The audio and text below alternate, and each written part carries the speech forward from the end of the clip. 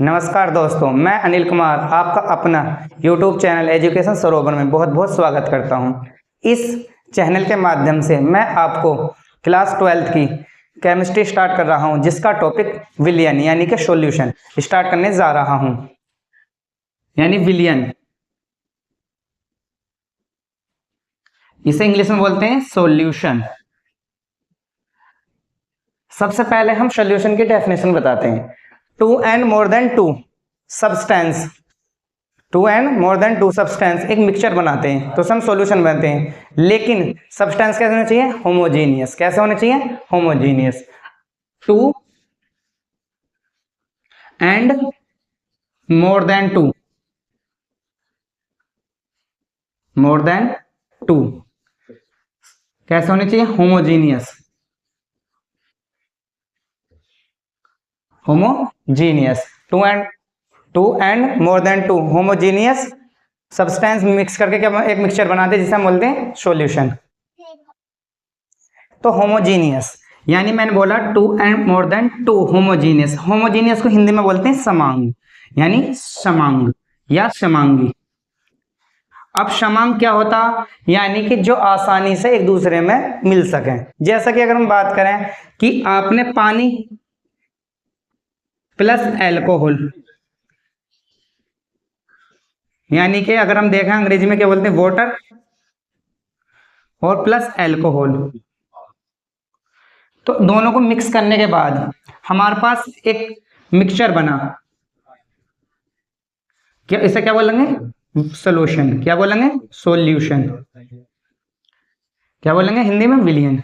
यानी कि मैंने बताया विलियन, यानी कि मैंने ये बताया कि टू और मोर देन टू यानी दो या दो से अधिक सब्सटेंस। सब्सटेंस कैसे लेने हैं आपको? होमोजीनियस। अगर उन्हें आपस में मिक्स कर दिए जाएं तो क्या बन जाता है आपका?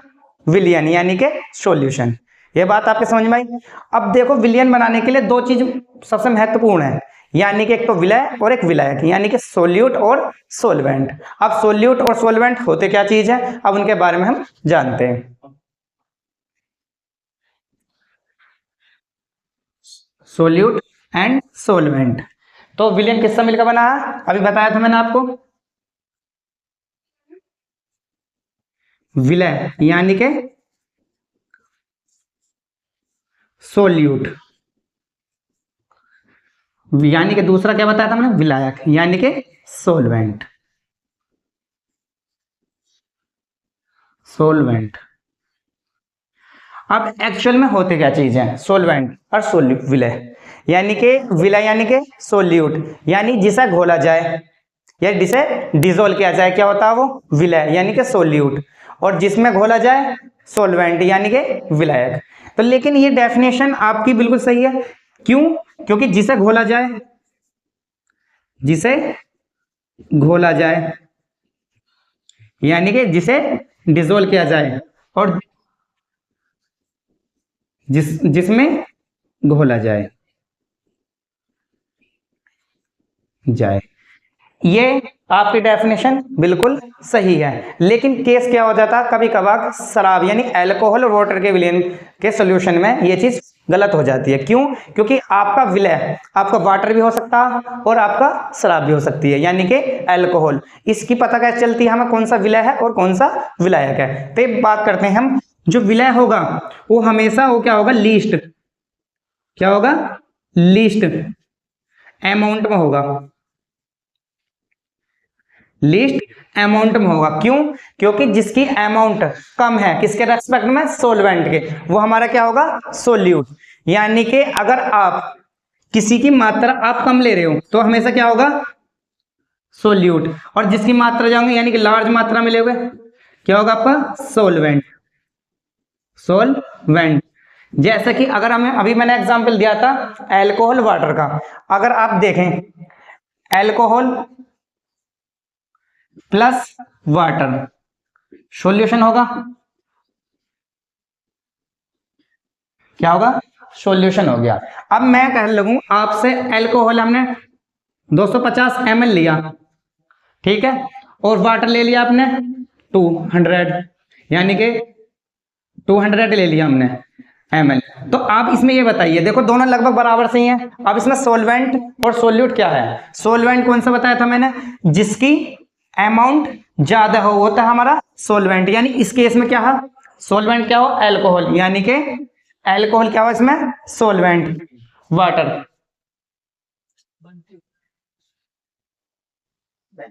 अब देखो एल्कोहल, एल्कोहल कितनी है? यानी 250 ml, और आपका वाटर कितना? 200 ml। अब इस केस में ये क्या हुआ? Solvent, solvent. अब इस केस में क्या हुआ? Solute, solute. यानी कि इसे क्या कह सकते हैं? विलायक, विलायक। और इसे क्या कह सकते हैं? विलय, विलय। अब ये तो बात समझ में आती है, लेकिन अगर हम इसी का केस लें, एल्कोहल और प्लस वाटर। अब एल्कोहल ले लें हम 150 और वाटर ले लें हम 500। अब इसमें सोलवेंट क्या हुआ? सोलवेंट हो गया आपका वाटर। यानी सोलवेंट क्या होगा आपका? वाटर। और सोल्यूट क्या होगा आपका? सोल्यूट होगा आपका एल्कोहल। तो इस बात से ये पता चलता कि जिसकी मात्रा, यानी जिसकी मात्रा ज्यादा होगी वो हमेशा क्या होगा? सोलवेंट। और जिसकी मात्रा कम होगी वो क्या होगा? सोल्यूट। इस बात को आपके समझ में आया? क्योंकि दोबारा से देख लेते हैं, विलेन क्या होता? Two and more than two substance, यानी होमोजीनियस सोल्यूशन जो होगा उनका, होमोजीनियस मिक्सचर, सोल्यूशन नहीं मिक्सचर, क्या कहलाएगा आपका? सॉल्यूशन। उसमें एक सोलवेंट होगा और एक सोल्यूट। जिसकी मात्रा ज्यादा होगी वो सोलवेंट, और जिसकी मात्रा कम होगी वो सोल्यूट। ओके। अब इसके सोल्यूशन के टाइप्स पढ़ते हैं, कितने प्रकार के सोल्यूशन होते हैं, यानी विलेन कितने प्रकार के होते हैं, इस बात को समझते हैं हम।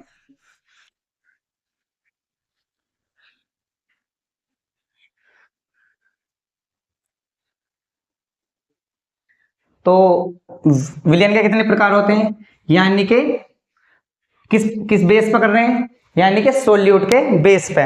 किस प्रकार से, ये कितने प्रकार के होते हैं? सोल्यूट के बेस पे होते हैं टू टाइप से। नंबर एक डाइल्यूट, यानी कि तनु। और नंबर टू, यानी कि विलेन के टाइप किससे पढ़े हमने? विलेन के टाइप पढ़े हमने विलय की पोजीशन, यानी विलय की प्रेजेंस, यानी कितनी उसकी मात्रा, उसके आधार पर हमने कितने टाइप के पढ़े? टू। यानी एक तो पढ़ा आपने डाइल्यूट जिसे बोलते हैं तनु, एक होता है कंसंट्रेटेड यानी कि सांद्र, इसे हिंदी में बोलते हैं सांद्र। यानी कि अब डोल्यूट क्यों है और आपका कंसंट्रेशन क्या है? जैसा कि आप एग्जाम्पल के तौर पे देख लें, आप चीनी लेना यानी शुगर, शुगर को पानी के साथ मिला रहे हो, यानी ये 1 kg, 1 kg वाटर में प्लस 200 ग्राम शुगर मेरा, तो कौन सा सोल्यूशन होगा? डाइल्यूट। यानी कि सोलवेंट के प्रेजेंस में सोल्यूट की मात्रा बहुत कम हो, उसे बोलते हैं डाइल्यूट सोल्यूशन। क्या बोलते हैं? डाइल्यूट सोल्यूशन, यानी कि तनु विलियन। ये बात आपके समझ में आई? अब इसी का कैसा कंसंट्रेटेड, यानी कि अगर मैं बात करूं 1 kg वाटर में, 1 kg वाटर में क्या मिलाऊं मैं? 500 ग्राम शुगर। तो ये क्या होगा आपका? कंसंट्रेटेड। यानी कि अगर अब देखा जाए तो, यानी कि 1 kg वाटर है और चीनी कितनी है आपकी? 500 ग्राम। यानी कि चीनी की जो प्रेजेंस है सोलवेंट के, यानी कि सोल्यूट की प्रेजेंस जो सोलवेंट के साथ थोड़ी बहुत ही कम हो, तो उसे क्या बोलते हैं हम? कंसंट्रेटेड। यानी कि कहने का मतलब मेरा यह है कि अगर सोलवेंट और सोल्यूट की बीच की अमाउंट में बहुत ज्यादा डिफरेंस है तो क्या आएगा आपका? डोल्यूट। यानी डाइल्यूट क्या होगा आपका? तनु। अगर डिफरेंस कम है दोनों की मात्रा में तो क्या आएगा आपका? कंसंट्रेटेड। क्या आएगा? कंसंट्रेटेड। ये बात आपके समझ में आई? कंसंट्रेटेड क्या है और डाइल्यूट क्या है, यानी कि तनु और सांद्र। ये बात आपके समझ में आई? अब देखते हैं इसमें कुछ परसेंटेज। अब परसेंटेज क्या, सोलवेंट और सोल्यूट की क्या परसेंटेज रही है, ठीक है ना? अब देखते हैं इसके बारे में। परसेंटेज, परसेंटेज यानी कि प्रतिशतता। अब प्रतिशतता विलियन में टू टाइप से होती है। एक बार तो हम वॉल्यूम के प्रेजेंस में रेस्पेक्ट में लेते हैं, एक बार लेते हैं हम एक बार तो क्या लेते हैं वॉल्यूम के प्रेजेंट में, और एक बार लेते हैं उसके विलायक के वेट के प्रेजेंट में। अब परसेंटेज के बारे में पढ़ते हैं। परसेंटेज का मतलब क्या जरूरत पड़ी, क्योंकि विलियन में विलय की यानी कि सोल्यूट की क्या प्रेजेंट है, यानी कितनी परसेंटेज है, उसको हम नापते हैं। अब परसेंटेज में इसमें दो टाइप से होती है भाई, कुछ तो विलियन ऐसे हैं जिसे हम एमएल में लेते हैं, और कुछ विलियन ऐसे हैं जिसे हम केजी में लेते हैं। तो इसकी परसेंटेज हम किसी टाइप से लेंगे, टू टाइप से, यानी कि अकॉर्डिंग टू वॉल्यूम और अकॉर्डिंग टू वेट। तो सबसे पहले बात करते हैं हम, यानी इस परसेंटेज का फर्स्ट पॉइंट है क्या, प्रतिशतता फर्स्ट, यानी कि विलय की मात्रा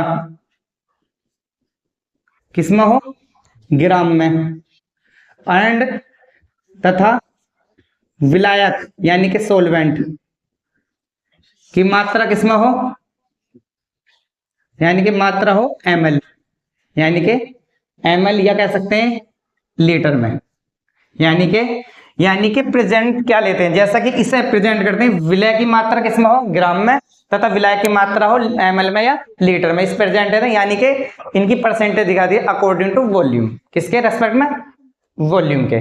जैसे इसे प्रेजेंट करते हैं W अपॉन V का परसेंटेज, जैसे इसे W अपॉन V, और W क्या बोलेंगे, W क्या बोलेंगे, amount of solute, amount of solute in gram में, किसमें, ग्राम में।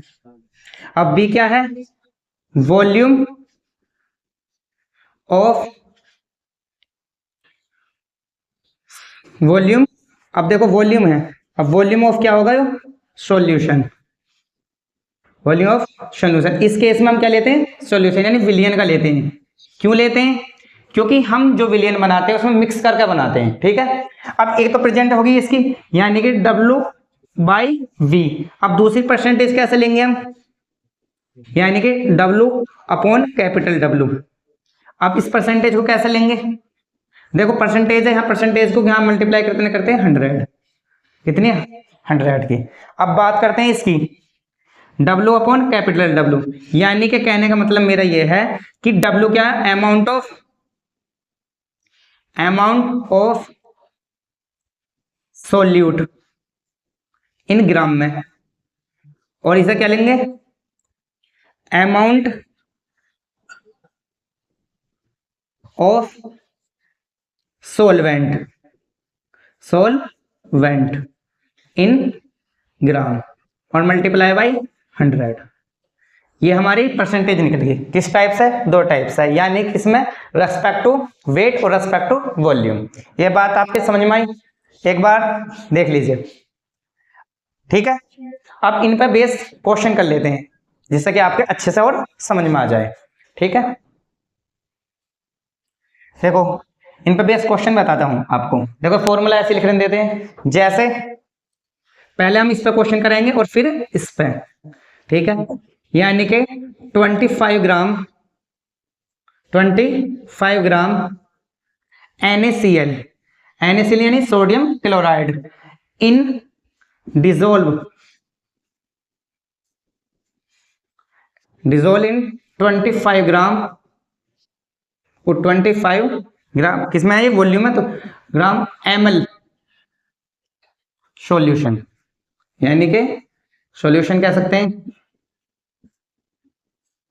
यानी कि सॉल्यूशन की मात्रा लेंगे तो सॉल्यूशन लेंगे, अगर वाटर लेंगे तो वाटर में यहाँ सॉल्यूशन ही आएगा। तो इसका मतलब क्या है, 25 ग्राम NaCl किस में घुला हुआ है, 250 विलियन में, 250 ml विलियन में। तो हमें इसकी परसेंटेज बतानी है कितने प्रतिशत है, यानी कितना परसेंटेज है। तो मैंने क्या बताया, तो इस पर देखो ये वाला क्वेश्चन बेस है, आपके स्मॉल w की वैल्यू क्या है, ये 25। स्मॉल w क्यों है, क्योंकि अमाउंट ऑफ सोल्यूट, यानी कि 25 ग्राम क्या है, सोल्यूट, और विलियन के कितनी है, 250, तो कितना होगा, small w upon V। V क्या होता, वॉल्यूम, और वॉल्यूम किस में नापते हैं, लीटर में या ml में, तो ये किस में दे रहा, ml में, तो इसे ml में ही रखेंगे। तो क्या हुआ आपका, यहीं से W अपॉन V परसेंट कितना हुआ मल्टीप्लाई बाई 100 यानी कि W upon capital V multiply by 100 यानी 25 अपॉन कितना 250 ml 250 ml मल्टीप्लाई बाई 100। इससे कितनी बार कटाए 10 बार और 10 से इस 0 बार यानी कितने परसेंट हुआ 10%। कितनी परसेंटेज आई इसकी 10%। ये बात आपके समझ में आया। यानी कभी कभार ऐसे लिख के देते था कि 25 ग्राम भार अनुसार, ये तो आपका नॉर्मल हो गया। अगर यही क्वेश्चन इस पर बेस आएगा तो यहाँ क्या आएगा ml की जगह आएगा ग्राम। क्या होगा ग्राम, क्या होगा उसमें सोलवेंट। ये क्या था आपका सॉल्यूशन, क्योंकि आपका अगर दोनों मिलकर बनने हो तो सॉल्यूशन ही होगा। ठीक है, अब हम करते हैं इस पर बेसिक क्वेश्चन। ठीक है, ये आपके समझ में आ गया तो इसे हम रफ कर देते हैं।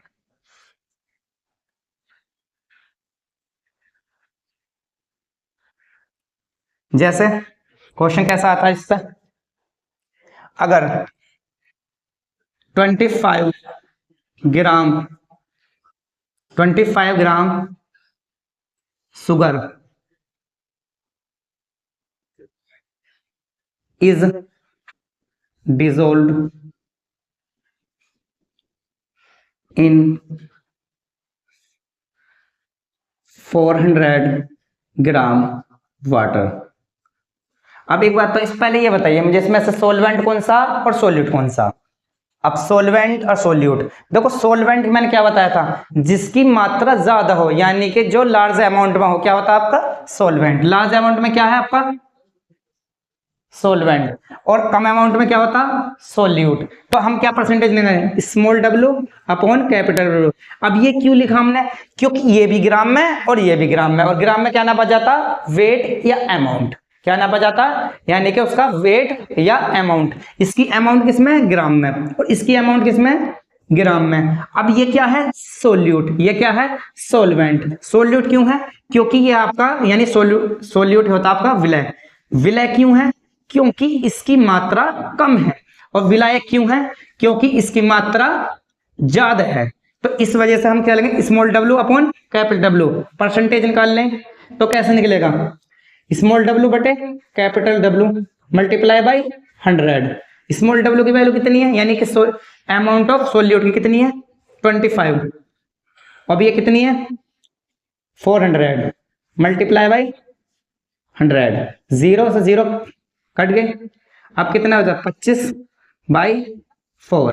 अब इसे डिवाइड करेंगे 6 बार टाइम कटेगा, बचे रिमाइंडर कितना बचा 1/4 परसेंटेज, या कह सकते हैं हम इसका क्या कह सकते हैं और 6.25%। यह बात आपके समझ में आ गई। देखो हमने क्वेश्चन देखा रेस्पेक्ट टू वॉल्यूम में परसेंटेज, एक क्वेश्चन देखा आपका रेस्पेक्ट टू वेट किसका सोलवेंट का, वॉल्यूम किसका लेते हैं सॉल्यूशन का। ये बात आपके समझ में आ गई। अब बात करते हैं नंबर ऑफ मोल्स। क्या बात करते हैं नंबर ऑफ मोल्स किसकी, नंबर ऑफ मोल्स की। ओके, ये आप नोट कर लीजिए number of moles. Number of moles, अब देखो मोल्स क्या होता है। देखो हमने जैसा हम जानते हैं कि अगर हम किसी की एक्सेस नापते हैं, भाई किसी की मात्रा है किसी की प्रेजेंस नापते हैं, किस में नापते हैं या तो केजी में या वॉल्यूम में। लेकिन अगर आपके पास गैसेस हैं या केमिकल कोई कंपाउंड है उसकी जो प्रेजेंस नापेंगे किस में नापते हैं नंबर ऑफ मोल्स में, यानी मोलों की संख्या। मोलों की संख्या। अब मोलों की संख्या से पहले हम एक चीज पढ़ते हैं एटॉमिक वेट। एटॉमिक वेट से हमें पता चलेगी हमारा मॉलिक्यूलर वेट। तो हम इसको समझाने के लिए हम क्या पढ़ते हैं सबसे पहले molecular weight. Molecular weight, molecular weight यानी कि नॉर्मल भाषा में अणुभार।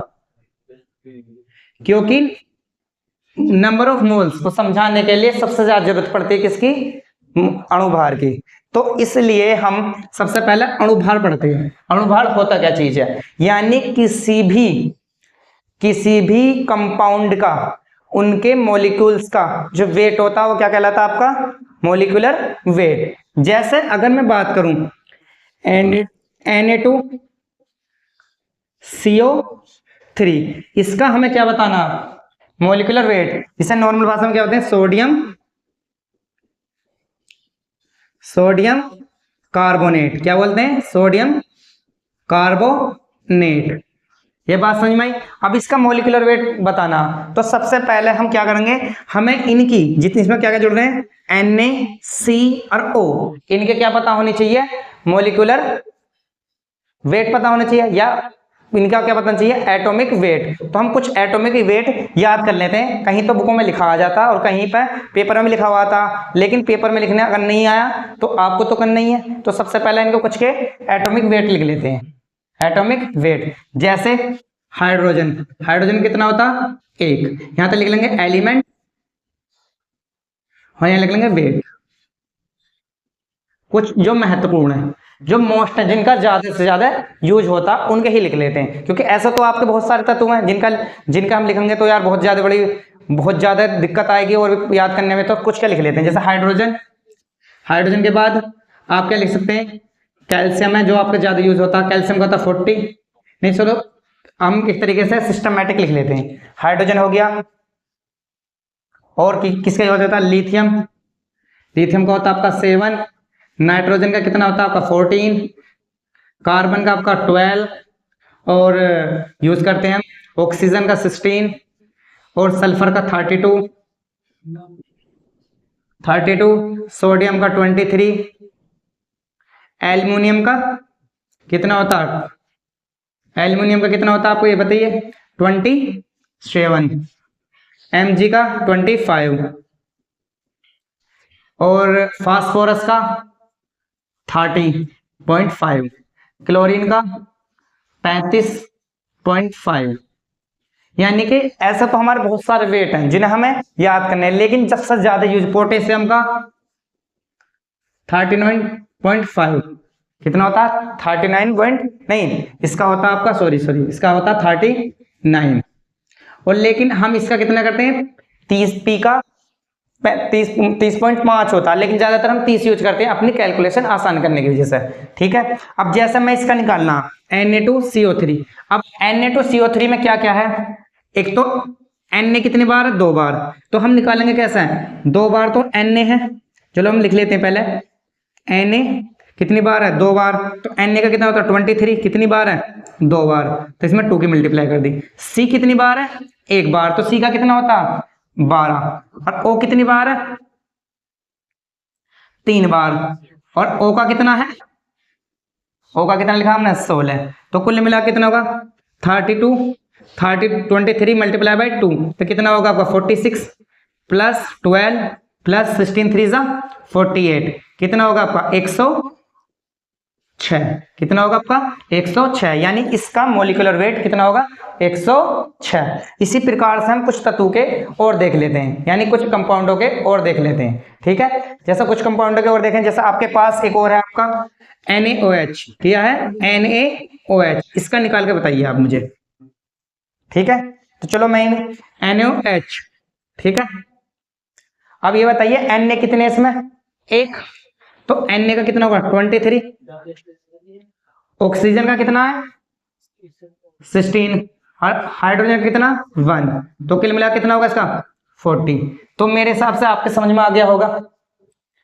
ठीक है, जिसके समझ में नहीं आया वो कमेंट में लिख के भेज सकता, हम उसे दोबारा समझा देंगे। और आज के लिए इतना ही काफी, और हमारे वीडियो को सब्सक्राइब कीजिए और लाइक कीजिए।